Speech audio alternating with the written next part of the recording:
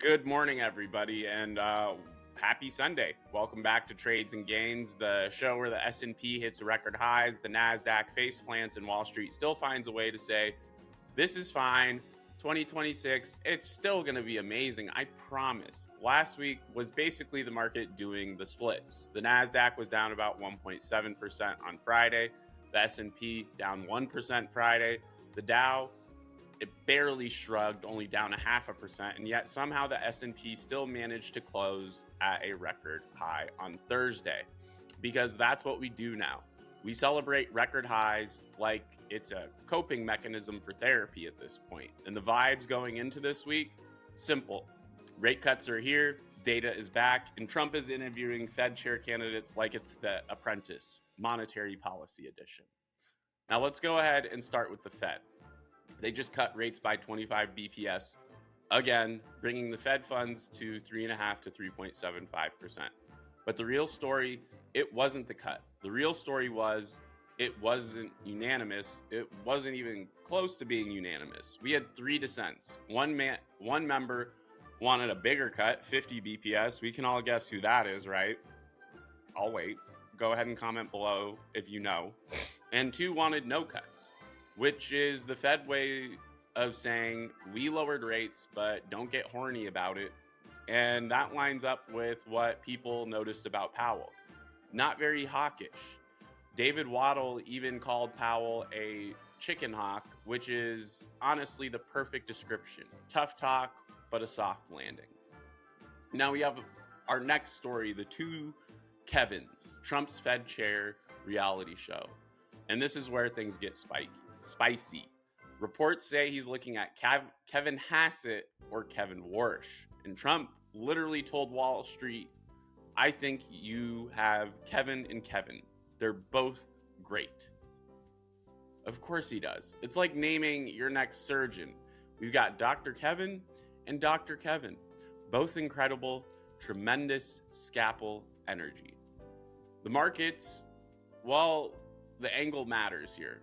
The prediction market, it has Hassett as the favorite around the 70% range at points, and odds have been moving around as Warsh re-enters the conversation. The bigger point, both are seen as more aligned with Trump's preference for lower rates. Now, mind you, Trump also has come out and publicly said whoever he nominates as Fed chair needs to be willing and able to cut rates the way he wants, which, I mean, I feel like that kind of takes away the whole point of the central bank, because it's not supposed to be attached to the government. It's supposed to be its own independent body. So, little weird. I mean, look at Stephen Moran. He's been, ever since he got appointed, every time a conversation comes up about rate cuts, he's the one who wants a 50 point. He keeps asking for a 50 point. And little history lesson, last time we did a 50 point cut, the majority of Fed members came out and instantly regretted it. Even Powell regretted it. So just keep that in mind when we're about to get a Trump-appointed central bank. It's basically going to be Trump's bank. Now, why does this matter for this week? Well, FX and bonds are reacting to the idea of a Fed chair who's, let's just say, less into independence and more into synergy. The bond market's whole personality for 25 years has been, don't worry, the Fed's credible. If that credibility gets questioned, bonds don't hedge stocks the same way. Then portfolios start behaving like toddlers on Red Bull. So, I don't know. This could get very ugly very fast. Now, next up, we have the data backlog. The government shut down. Now we have homework. So this is the thing that Wall Street hates the most for some reason, even though it gives us the most clarity at points, data. This week, we're clearing the backlog from the government shutdown. And markets will actually have to trade on information. God, I hate that. Why can't we just get manipulated into trending up or trending down for the day? Data's the worst. Anyway, the big releases we have this week. Well, Tuesday, we have the November jobs report, payrolls, unemployment, and wages. Plus, we have retail sales and S&P global PMIs. Thursday, we have CPI and core CPI, plus jobless claims and regional Fed surveys. Friday, we're going to get housing plus Michigan sentiment. Shout out Michigan. And Shout out University of Michigan. Sorry, what happened to Sharon Moore? Looks like he took winning and cheating by any means possible a little too literal. Now, here's what traders need to understand. The Fed is projecting only one cut in 2026. So this data determines whether the market keeps pricing a gentle glide path or starts imagining a sequel called Higher for Longer, The Reckoning. Now, let's talk about the AI trade, because everyone is starting to bear post about NVIDIA and if they should be concerned and this and that. And because this is what it was. Last week was a reality check, okay? Oracle got smoked after warning about higher AI-related costs. And there were reports Oracle pushed back some data center timelines tied to OpenAI. Broadcom dropped harder after signaling margin pressures, and Microsoft reportedly walked away from data center lease commitments, basically saying, actually, we don't need to rent the entire electric grid this quarter. And then Bank of America analysts pointed out something Wall Street pretends not to notice. Hyperscalers issuing a lot more debt, like a lot. And that's an issue. Like, we're out of the phase where you can just say AI and people throw money at you. We are now in the phase where you need to have like a reason to spend that much money. You need to justify these costs.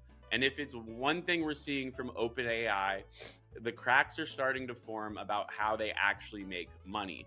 I mean, again, like we talked about last week, they would need to raise about $270 billion more dollars to actually hit that $1 trillion evaluation.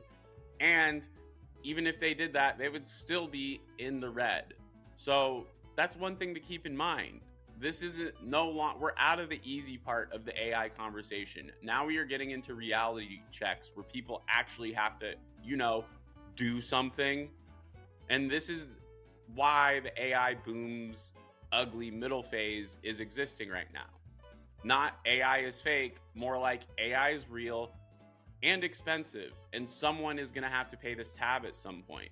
Now, there's an important theme shift, and it's big. Some strategists are starting to say the next AI winners may not just be chip makers and hyperscalers, but the companies that implement AI to boost productivity. That's the changing of the guard story. From who sells shovels to who's going to now use the shovels to build a castle.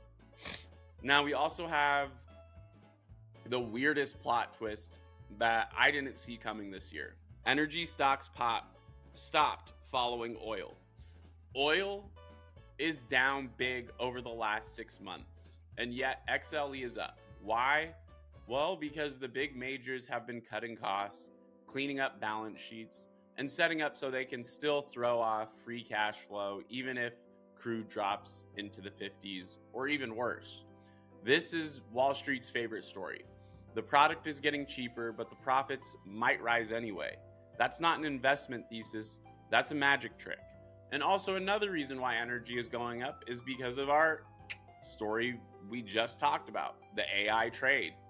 AI, it's popular, it's expensive, it needs energy, electricity, and that is why we will probably see moves into energy going forward and not really trading with oil, because as long as these AI companies keep spending more and more money, then they're going to have to produce more and more infrastructure. Now let's go ahead and talk about earnings for this week. And this is where corporate America finally gets to step into the ring. Key prints we have Wednesday, Micron. Thursday, we have Accenture, Nike, FedEx, Darden, Cintas, and more. Now, what are we going to be watching? Well, MU, memory plus AI demand tone, will definitely be in play here. Accenture, well, we're looking at enterprise spending, AI implementation reality. FedEx, global demand and recession vibes. And then Nike plus Darden is our consumer stress test. Are people still buying shoes and breadsticks, or are they just doom scrolling?